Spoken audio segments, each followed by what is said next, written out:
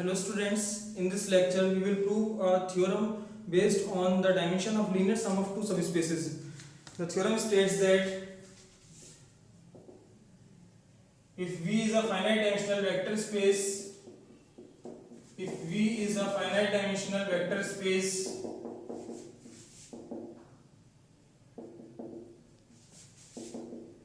vector space over F and W1 and W2 are its two subspaces, then dimension of W1 plus W2 is equals to dimension of W1 plus dimension of W2 minus dimension of W1 intersection W2। अगर V एक finite dimensional vector space है over the field है और W1 और W2 दो सब spaces है V के, तो लीनियर सम जो है W1 और W2 का, उस लीनियर सम की डायमेंशन जो है dimension of W1 plus W2 is equals to dimension of W1 plus dimension of W2 minus dimension of W1 intersection W2। इसको हमें प्रूव करना है, तो इसे प्रूव करने के लिए V एक वेक्टर स्पेस हमें गिवन है जिसकी डायमेंशन फाइनाइट दी हुई है और W1 और W2 दो सब स्पेसेस दिए हुए हैं। हमें ये प्रूव करना है कि W1 plus W2 की डायमेंशन W1 की डायमेंशन प्लस W2 की dimension minus W1 intersection W2 की डायमेंशन के इक्वल होगी। हम कंसीडर कर लेंगे स्टार्टिंग में कि dimension of W1 intersection W2 is k। मान लेंगे कि ये डायमेंशन k है, डायमेंशन k कंसीडर कर ली, it means W1 intersection W2 का जो बेसिस है उसमें k वेक्टर्स हैं। मतलब W1 इंटरसेक्शन W2 का एक बेसिस कंसीडर कर लेंगे कि S एक बेसिस है, इसमें k वेक्टर्स हैं W1 इंटरसेक्शन W2 का बेसिस। अब W1 इंटरसेक्शन W2 का हम बेसिस जो कंसीडर कर रहे हैं वो W1 इंटरसेक्शन W2 का बेसिस है, इट मींस वो W1 इंटरसेक्शन W2 में बिलोंग करेगा। वो बेसिस जो है वो बेसिस W1 इंटरसेक्शन W2 का एक सबसेट होगा, W1 इंटरसेक्शन W2 का सबसेट होगा, इट मींस बेसिस जो है वो W1 का भी सबसेट होगा और W2 का भी सबसेट होगा। W1 का सबसेट होगा और होगा कैसा, वो बेसिस है, बेसिस है इट मींस लीनियरली इंडिपेंडेंट, तो हमें W1 का एक लीनियरली इंडिपेंडेंट सबसेट मिल जाएगा। ठीक है, इसी तरीके से W2 में भी होगा तो W2 का भी एक लीनियरली इंडिपेंडेंट सबसेट मिल जाएगा। तो हमें W1 और W2 के दो लीनियरली इंडिपेंडेंट सबसेट्स मिल जाएंगे, W1 का भी सबसेट होगा वो W2 का भी। तो लीनियरली इंडिपेंडेंट सबसेट आएगा किसी वेक्टर स्पेस में, उसे एक्सटेंड करके उस वेक्टर स्पेस का बेसिस फॉर्म कर सकते हैं। तो हम जो W1 इंटरसेक्शन W2 का जो बेसिस था वो लीनियरली इंडिपेंडेंट है, तो उसे एक्सटेंड करके W1 का बेसिस फॉर्म कर सकते हैं, उसी को एक्सटेंड करके W2 का बेसिस फॉर्म कर सकते हैं। तो हम क्या करेंगे, k वेक्टर्स थे, इसमें m वेक्टर्स और जोड़ देंगे और बना देंगे W1 का बेसिस उस तो W1 के बेसिस में m plus k वेक्टर्स हो जाएंगे। उसे एक्सटेंड करके बेसिस फॉर्म कर देंगे इसका W1 का। क्यों? क्योंकि लीनियरली इंडिपेंडेंट सबसेट है वो या तो खुद बेसिस होगा या वो उसे एक्सटेंड करके बेसिस फॉर्म किया जा सकता है वेक्टर स्पेस का। तो W1 इंटरसेक्शन W2 खुद कंटेंट होगा W1 में और W2 में, तो हम ये कह सकते हैं कि जो इसका बेसिस है उसे एक्सटेंड करके इसका बेसिस फॉर्म कर सकते हैं और इसका बेसिस फॉर्म कर सकते हैं। तो इसका बेसिस फॉर्म करना है, एक्सटेंड करना है, तो k वेक्टर्स इसमें ऑलरेडी थे, इसमें m ऐड कर देंगे हम, तो m plus k वेक्टर्स इसमें इसका बेसिस में m plus k वेक्टर्स हो जाएंगे, मतलब इसकी डायमेंशन m plus k हो जाएगी। इसी तरीके से n वेक्टर्स इसमें ऐड कर दें, W2 k में n वेक्टर्स ऐड कर दें तो n plus k वेक्टर्स हो जाएंगे और मान लेंगे कि वो बेसिस बन जाएगा इसका W2 का। तो overall dimension W1 n plus k, dimension W2 n plus k, W1 intersection W2 की डायमेंशन k। अगर इनका सम करें जिस फॉर्म में हमें गिवन है, अगर ये करें तो k से k कैंसिल हो जाएगा और ये बचेगी m plus n plus k। तो हमें शो क्या करना होगा, हमें शो ये करना होगा कि W1 plus W2 की जो डायमेंशन है, W1 plus W2 की dimension m plus n plus k है। W1 plus W2 की डायमेंशन को m plus n plus k show करने के लिए हमें शो ये करना होगा कि W1 plus W2 के बेसिस में m plus n plus k vectors हैं। m plus n plus k vectors का एक सेट ले लेंगे, उसे बेसिस शो करेंगे W1 plus W2 का। तो वो बेसिस हो जाएगा, it means W1 plus W2 की डायमेंशन कितनी हो जाएगी, m plus n plus k, और इक्वालिटी प्रूव हो जाएगी, इधर ये वाली साइड इस साइड के इक्वल हो जाएगी। तो स्टार्ट करने के लिए हम इंटरसेक्शन से स्टार्ट करते हैं। इंटरसेक्शन की डायमेंशन कंसीडर करेंगे, फिर उसका बेसिस कंसीडर करेंगे, उसको एक्सटेंड करेंगे W1 और W2 का बेसिस फॉर्म करने के लिए। तो लिख लेंगे सबसे पहले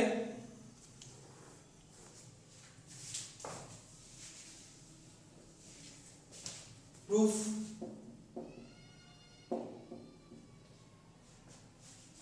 late dimension of W1 intersection W2, let dimension of W1 intersection W2 is k। हमने कंसीडर कर लिया है कि W1 इंटरसेक्शन W2 की जो डायमेंशन है वो क्या है, k है। That is let s equals to, अब k वेक्टर्स हमें लेने हैं, k वेक्टर्स का एक सेट फॉर्म करेंगे, बताएंगे कि वो बेसिस है इसका। जब डायमेंशन इतनी है तो उस बेसिस में इतने वेक्टर्स होंगे, तो k वेक्टर्स जो लेंगे वो गामा 1 गामा 2 गामा k, ये k वेक्टर्स मैंने कंसीडर कर लिए। Let s equals to this be a basis of w1 intersection w2। ये बेसिस हो गया किसका? w1 इंटरसेक्शन w2 का। Since s is contained in w1 intersection w2, therefore s is contained in w1 and s is contained in w2। s w1 में भी होगा और w2 में भी होगा। also s is linearly independent, also s is linearly independent। और s कैसा है? linearly independent है। क्यों linearly independent है? because it is a basis of w1 intersection w2। ये बेसिस है, बेसिस का सेट जो होता है वो linearly independent होता है। also s is linearly independent, therefore it can be extended,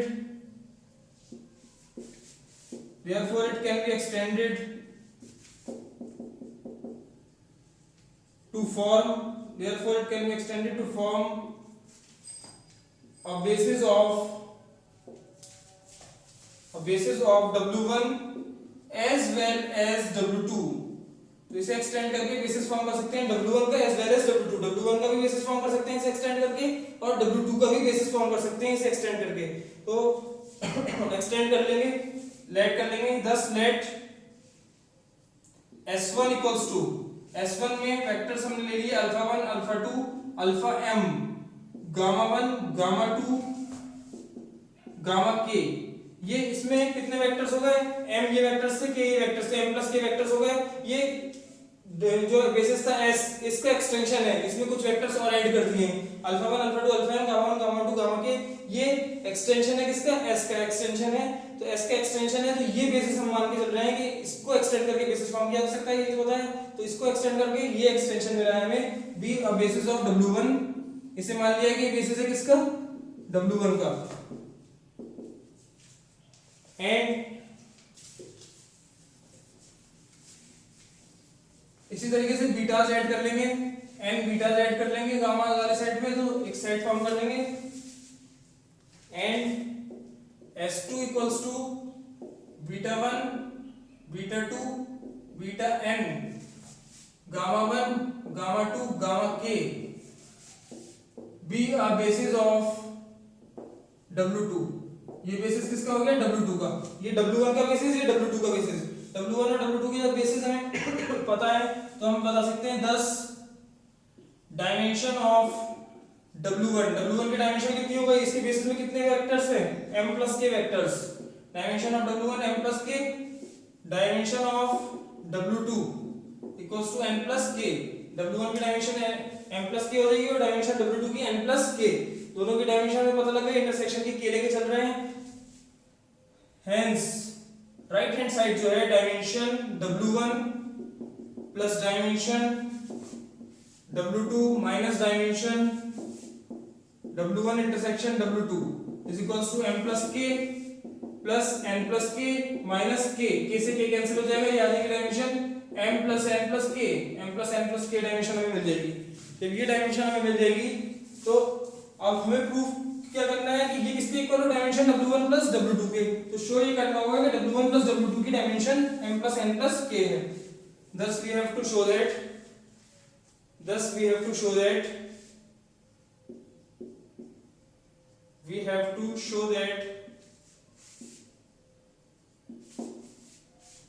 dimension w1 plus w2 equals to m plus n plus k। Show ये करना है कि डायमेंशन w1 plus w2 कितनी होगी? m plus n plus k। Consider the set. अब इसकी dimension कितनी show करनी है? तो एक सेट फॉर्म कर लेंगे, s3 ले लिया मैंने, मान लीजिए वो सेट। डायमेंशन शो करनी है कि w1 plus w2 की dimension m plus n plus k है। हम शो ये करेंगे कि w1 plus w2 का कोई बेसिस है जिसमें m plus n plus k vectors हैं। अच्छा, m वेक्टर्स अगर हम ऑब्जर्व करें तो हमने m वेक्टर्स जो लिए थे वो अल्फा के फॉर्म में लिए थे, अल्फा 1 अल्फा 2 अल्फा m। उनको ले लीजिए क्योंकि वो हमें लेने m वेक्टर्स चाहिए। अल्फा 1 अल्फा 2 अल्फा m को इसमें इंक्लूड कर लिया मैंने। एक सेट फॉर्म कर रहा हूं जो से मैं बेसिस शो करूंगा इस w1 plus w2 का, और उसमें कितने वेक्टर्स होंगे? m plus n plus k vectors होंगे। जब वो उसमें इतने वेक्टर्स होंगे उसे बेसिस शो कर देंगे तो डायमेंशन इसके इक्वल हो जाएगी। ये प्रूव करना है हमें। तो अल्फा 1 अल्फा 2 अल्फा m ले लिए, n वेक्टर्स किसमें हैं, बीटास वाले हैं, बीटा 1 बीटा 2 बीटा n, ये बीटास भी ले लीजिए इसमें, बीटा n, ठीक है। k वेक्टर्स किसमें हैं, गामास वाले, गामा 1 गामा 2 गामा k, सब इसमें इंक्लूड कर लिया, अल्फास बीटास एंड गामास तीनों इसमें इंक्लूड कर लिए। तो ये कितने वेक्टर्स बन गए, m plus n plus k vectors बन गए। We will show that S3 is the basis of, हम शो ये करेंगे कि S3 खुद बेसिस है। We will show that S3 is the basis of W1 plus W2। S3 जो है वो बेसिस है इसका W1 plus W2 का, S3 बेसिस होगा। तो ये शो करने के लिए कि S3 बेसिस होगा, इसका शो ये करना होगा ये साइड लीनियरली इंडिपेंडेंट है और ये स्पैन कर रहा है किसे, vector space W1 plus W2 को ये स्पैन कर रहा है, मतलब W1 plus W2 का कोई भी वेक्टर इन वेक्टर्स के लीनियर कॉम्बिनेशन की फॉर्म में होगा। तो that is first part, show ये करना होगा S3 is linearly independent. S3 को लीनियरली इंडिपेंडेंट शो करेंगे सबसे पहले। अब लीनियरली इंडिपेंडेंट शो करने के लिए इसमें m plus n plus k vectors हैं, तो m plus n plus k जो हैं स्केलर सही होंगे, हमें उनकी इनसे मल्टीप्लाई करेंगे, लीनियर कॉम्बिनेशन फॉर्म करेंगे, जीरो वेक्टर से इक्वेट करेंगे। जीरो वेक्टर से इक्वेट करने के बाद फिर हमें शो ये करना होगा कि सारे स्केलर्स जो हैं वो सारे स्केलर्स कैसे हो जाएंगे, जीरो। जब सब जीरो होंगे it means this set is linearly independent. तो लेट कर लेंगे for every a1 a2 am, मान लिए a1 a2 am इसके करस्पॉन्डिंग ले लिए, b1 b2 bn तक ले लिए बीटा के करस्पॉन्डिंग, c1 c2 ck ये ले लिए गामा के corresponding belongs to f, such that ये m plus n plus k scalars हमने ले लिए हैं और इस तरीके से लिए हैं कि हम इनके लीनियर कॉम्बिनेशन करस्पॉन्डिंग वेक्टर से मल्टीप्लाई करते हुए लीनियर कॉम्बिनेशन फॉर्म करेंगे, उसे इक्वेट करेंगे जीरो से, such that a1 alpha 1 plus a2 alpha 2 up to am alpha m plus b1 beta 1 b2 beta 2 bn beta n plus c1 gamma 1 c2 gamma 2 ck gamma k equals to zero vector. हमने एक linear combination form कर लिया है और उसे equate कर दिया, उस लीनियर कॉम्बिनेशन को हमने इक्वेट कर दिया किससे, जीरो वेक्टर से इक्वेट कर दिया इस लीनियर कॉम्बिनेशन को। अब क्या करेंगे हम, दिस इंप्लाइज, इससे हम ये लिख सकते हैं,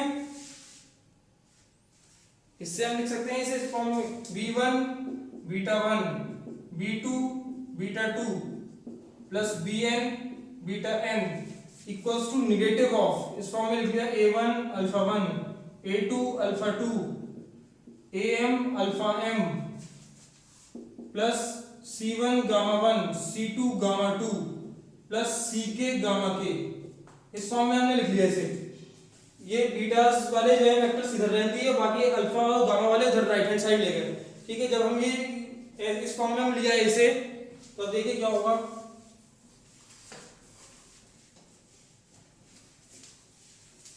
इसे डाल लेते हैं इक्वेशन 1। अगर हम ऑब्जर्व करेंगे राइट हैंड साइड जो है इक्वेशन 1 की, इक्वेशन 1 की राइट हैंड साइड जो है वो लीनियर कॉम्बिनेशन है किसका, अल्फाज और गामास का, अल्फाज और गामास का लीनियर कॉम्बिनेशन है इक्वेशन 1 की राइट हैंड साइड। मतलब दिस वेक्टर, ये जो राइट हैंड साइड में जो वेक्टर आ रहा है, it is a linear combination of अल्फाज एंड गामास। ये अल्फाज और गामास का एक लीनियर कॉम्बिनेशन है। अल्फाज और गामास का लीनियर कॉम्बिनेशन मींस अल्फाज और गामास से, अल्फाज और गामास किसमें है, S1 सेट में। S1 सेट क्या है, बेसिस है किसका, W1 का। इट मींस ये जो लीनियर कॉम्बिनेशन बन रहा है ये W1 का एक वेक्टर है, ये वेक्टर किसका होगा, W1 का वेक्टर होगा, और ये किसके बराबर है, इसके बराबर है, तो ये भी वेक्टर किसका हो जाएगा, W1 का। तो since RHS of equation 1 is a linear combination of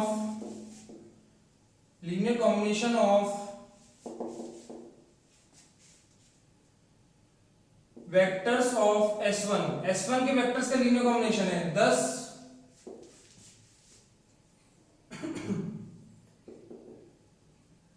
it belongs to, that is it belongs to W1 since S1 is a basis of W1, S1 basis है W1 का, तो S1 से जो भी वेक्टर जनरेट होगा, S1 के linear combination, S1 के vectors के लीनियर कॉम्बिनेशन के फॉर्म में जो भी वेक्टर होगा वो बेसिस होगा, S1 के वेक्टर्स के लीनियर कॉम्बिनेशन में जो भी वेक्टर होगा वो W1 का वेक्टर होगा, क्योंकि W1 को जनरेट कर रहा है S1 बेसिस है W1 का। तो ये RHS जो है वो इस ये किसका वेक्टर होगा, W1 का वेक्टर होगा, और ये RHS किसके इक्वल है, इसके इक्वल है, तो ये भी किसमें बिलोंग करेगा, W1 में।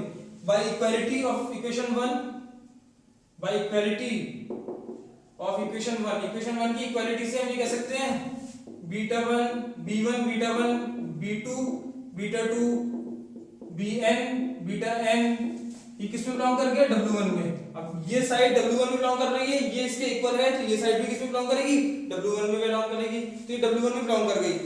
ठीक,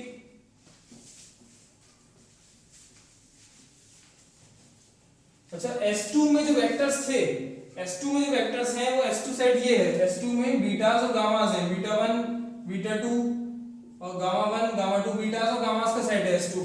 तो अगर मैं इसका एक लीनियर कॉम्बिनेशन फॉर्म करूं, लीनियर कॉम्बिनेशन इस तरीके से फॉर्म कर लूं कि B1 beta 1 B2 beta 2, betas तो मैंने ले लिए Bn beta n plus 0 gamma 1 0 gamma 2 plus 0 gamma k, तो ये एक लीनियर कॉम्बिनेशन में अगर इस सेट का फॉर्म करूं, और S2 बेसिस है किसका, W2 का, S2 W2 का बेसिस है, तो इसका कोई भी लीनियर कॉम्बिनेशन फॉर्म करूं तो W2 का वेक्टर आएगा। तो ये लीनियर कॉम्बिनेशन जो बनेगा ये भी किसका वेक्टर आएगा, W2 का वेक्टर आएगा। ये W2 का वेक्टर होगा तो इट मींस अगर इस जीरो वाले को ओमिट कर दें तो ये जो वेक्टर मिलेगा ये भी W2 का होगा, इट मींस ये W2 में भी बिलोंग करेगा। तो since S2 is a basis of W2, is a basis of W2, therefore B1 beta 1 B2 beta 2 Bn beta n plus 0 gamma 1 0 gamma 2 0 gamma k, ये बिलोंग करेगा इसमें W2 में, ये W2 में बिलोंग करेगा। तो this implies B1 beta 1 B2 beta 2 plus Bn beta n, ये belong कर जाएगा किसमें, W2 में, ये W2 में बिलोंग कर गया। ये W1 में भी है और W2 में भी है, W1 में भी है W2 में भी है, इट मींस ये इंटरसेक्शन में बिलोंग करेगा, दोनों में है तो इट मींस इंटरसेक्शन में बिलोंग करेगा। तो हम यहां से कह सकते हैं this implies B1 beta 1 B2 beta 2 plus Bn beta n belongs to W1 intersection W2, ये इंटरसेक्शन में आ गया, but S is a basis of W1 intersection W2, ये W1 इंटरसेक्शन W2 में बिलोंग कर रहा है, और W1 इंटरसेक्शन W2 का बेसिस क्या है, S में कौन से वेक्टर्स थे, गामा 1 गामा 2 गामा k, तो it means W1 intersection W2 का कोई भी वेक्टर होगा वो गामा 1 गामा 2 गामा k के लीनियर कॉम्बिनेशन की फॉर्म में होगा, क्योंकि वो उसका बेसिस है W1 इंटरसेक्शन W2 का। तो इट मींस ये जो वेक्टर हमारे पास W1 इंटरसेक्शन W2 में है ये भी गामास के लीनियर कॉम्बिनेशन की फॉर्म में होगा। thus there exist scalars d1 d2 dk belongs to f such that scalars exist करेंगे इस तरीके से कि W1 इंटरसेक्शन W2 का कोई भी वेक्टर, ये वेक्टर कोई भी वेक्टर मतलब ये वेक्टर हमें जो चाहिए B1 beta 1 B2 beta 2 plus Bn beta n is a linear combination, ये लीनियर कॉम्बिनेशन होगा of gamma of vectors of S। तो D1 gamma 1 D2 gamma 2 plus dk gamma k, ये इसके इक्वल होगा, इसके इक्वल होगा। तो यहाँ पे इसे इस फॉर्म में लिख सकते हैं B1 beta 1 B2 beta 2 plus Bn beta n plus minus D1 gamma 1 minus D2 gamma 2 plus up to minus dk gamma k equals to 0 vector. तो अब क्या हो गया, जब ये गामास के लीनियर कॉम्बिनेशन की फॉर्म में होगा तो इस इक्वालिटी मेंटेन हो जाएगी, इन दोनों के बीच में इक्वालिटी मेंटेन होगी, तो इन वेक्टर्स के नेगेटिव ऐड करेंगे दोनों तरफ, तो ये फॉर्म आ जाएगी हमारे पास। जब ये फॉर्म हमारे पास मिल गई तो इस फॉर्म में हम ये ऑब्जर्व करेंगे कि ये एक लीनियर कॉम्बिनेशन है बीटास का और गामास का, और बीटास का और गामास का लीनियर कॉम्बिनेशन जो है वो बीटास और गामास किसमें बिलोंग कर रहे हैं, ये सारे S2 में, ये S2 के वेक्टर्स का लीनियर कॉम्बिनेशन है, और S2 क्या है, एक बेसिस है, S2 लीनियरली इंडिपेंडेंट है। इट मींस ये जो स्केलर्स हैं B1 B2 Bn D1 D2 Dn जो dk ये जो वेक्टर्स हैं ये स्केलर्स जो हैं D1 D2 dk और B1 B2 Bn ये स्केलर्स जो हैं सब कैसे हो जाएंगे, 0। Since LHS of equation 2 is a linear combination of vectors of S, and S is a basis of S is a basis, S basis है, therefore S is linearly independent, S linearly independent होगा 10। हम यहाँ से कह सकते हैं B1 बराबर B2 बराबर Bn बराबर 0, D1 बराबर D2 बराबर Dk बराबर 0, ये स्केलर 0 हो गए, B1 B2 Bn, D1 D2 Dk, ये सारे स्केलर 0 हो गए। तो हेंस तो हमने स्टार्टिंग में लीनियर कॉम्बिनेशन फॉर्म किया था, वो स्टार्टिंग में लीनियर कॉम्बिनेशन क्या फॉर्म किया था, A1 alpha 1, A2 alpha 2, AM alpha m, फिर था B1 बीटा 1, तो B1 0 हो गया, तो 0 beta 1, 0 beta 2, 0 beta m plus C1 gamma 1, C2 gamma 2 plus Ck gamma k equals to 0 vector. अब ये B1 B2 Bn 0 हो गया, तो इसमें 0 ये वैल्यूज पुट कर देंगे। जब ये वैल्यूज पुट कर देंगे तो ये आ जाएगा अल्फाज और गामास का linear combination, A1 alpha 1, A2 alpha 2, AM alpha m plus C1 gamma 1, C2 gamma 2 plus Ck gamma k equals to 0 vector. ये अल्फाज और गामास का लीनियर कॉम्बिनेशन है। अल्फाज और गामास का लीनियर कॉम्बिनेशन मींस S1 के vectors का एक लीनियर कॉम्बिनेशन है। फिर से वही रीजनिंग देंगे, इसे इक्वेशन 3 डाल लेंगे, इसे इक्वेशन 3 डाल लेंगे, रीजनिंग यही वाली रहेगी। Since LHS of equation 3 is a linear combination of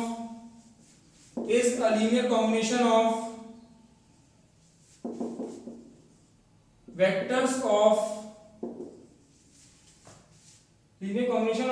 of ये S2 था, बीटास और गामास थे ना, S2 था, S2 is a basis in vectors of S1 and S1 is a basis, S1 is a basis, therefore S1 is linearly independent। जब S1 linearly independent है तो ये स्केलर्स भी क्या हो जाएंगे, सारे 0 हो जाएंगे। A1 बराबर A2 बराबर AM बराबर C1 बराबर C2 बराबर Cn बराबर 0, ये सारे स्केलर्स भी 0 हो गए और सारे स्केलर्स भी 0 हो गए। Hence S3 is linearly independent। तो हम यहाँ से कंक्लूड कर सकते हैं कि S3 हम सेट लेके चल रहे थे वो कैसा सेट है, linearly independent है। अब क्या दिखाना रहेगा, इशू करना रहेगा कि W1 प्लस W2 को कोई भी वेक्टर ले लें वो S3 के वेक्टर्स के लीनियर कॉम्बिनेशन की फॉर्म में होगा। तो अब लेट कर लेंगे।